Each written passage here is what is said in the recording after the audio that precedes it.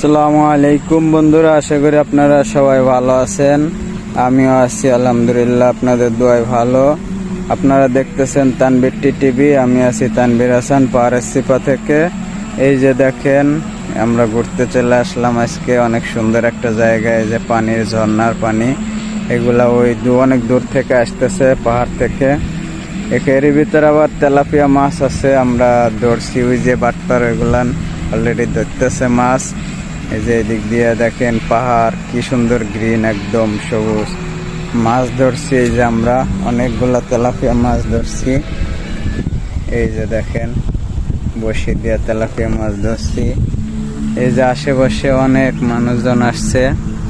এই যে দেখেন অনেক গাড়ি। এই যে পাহাড়গুলো অনেক সুন্দর। এই যে আমরা আসছি, এই যে বসি দিয়ে মাছ ধরছি।